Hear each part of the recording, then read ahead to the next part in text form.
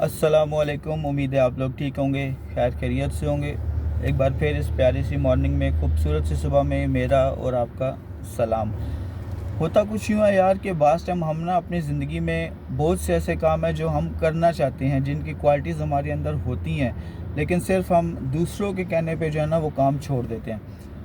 एक छोटी सी आपको मैं शेयर करना चाहता हूँ स्टोरी। एक 70 साल के सर्जन थे, डॉक्टर थे। जब उनका रिटायर हो रहे थे, 70 साल की उम्र में वो रिटायर हो रहे थे, तो उनकी रिटायरमेंट पे ना उनको एक फेयरवेल पार्टी दी गई। उस फेयरवेल पार्टी में उनके सभी दोस्त थे, कुलीग्स थे, और भी बहुत से लोग थे, और वो सारे इंतहाई खुश थे। पार्टी हो रही थी, खाना पीना चल रहा था, तो उसमें वो सभी लोग खुश थे और इन्जॉय कर रहे थे।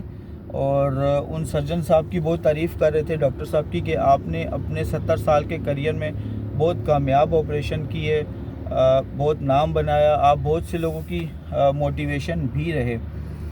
तो लेकिन जब उन्होंने देखा ना कि वो सर्जन एक साइड पे ना खामोश खड़े हुए थे, बिल्कुल उदास खड़े हुए थे, तो लोगों ने उनसे पूछा कि आज तो बहुत खुशी का दिन है, आप रिटायर हो रहे हैं और बड़ी एक कामयाब और प्रोफेशनल लाइफ गुजारी है आपने, तो आप क्यों इतने उदास खड़े हैं।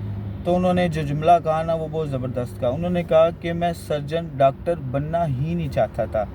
तो लोगों ने पूछा आप क्या बनना चाहते थे। वो बोलते हैं कि जी मैं डांसर बनना चाहता था, सिर्फ अपने पेरेंट्स के कहने पे मुझे इस फील्ड में आना पड़ा, मुझे डॉक्टर बनना पड़ा। मैं अकेले कमरे में डांस करता, एंजॉय करता, अपनी ज़िंदगी एंजॉय करता, खुश रहता, कम कमा लेता लेकिन मैं खुश रहता। लेकिन मैं सिर्फ अपने माँ बाप के कहने पे डॉक्टर बन गया हूँ। सारी ज़िंदगी मैंने अपनी ज़ाया कर दी, सारी ज़िंदगी मैं फ्रस्ट्रेट रहा।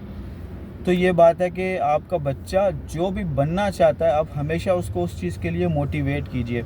हमारे यहाँ ये होता है कि हम बचपन से बच्चे को कहते हैं जी आपने डॉक्टर बनना है, इंजीनियर बनना है, आपने जो है ना पायलट बनना है। इस तरह की हम बचपन से ही उसके ज़हन में ये चीज़ें डालना शुरू करते हैं, तो बड़ा होने तक उसमें वो डिसीजन ही नहीं लिया जाता कि मुझे एग्जैक्ट ज़िंदगी में बनना क्या है, मैं किस मकाम तक जाना चाहता हूँ।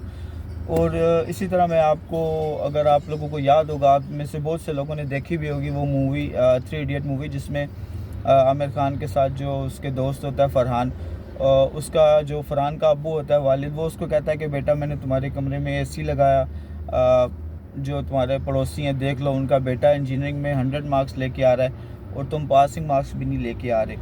तो फरहान ने कहा कि अब्बा मैं सारी ज़िंदगी इंजीनियर बन के फ्रस्ट्रेट हो जाऊँगा, मैं वाइल्ड लाइफ फ़ोटोग्राफ़र बनना चाहता हूँ, कम कमा लूँगा, कम खा लूँगा, सादा ज़िंदगी गुजार लूँगा, लेकिन एटलीस्ट खुश रहूँगा।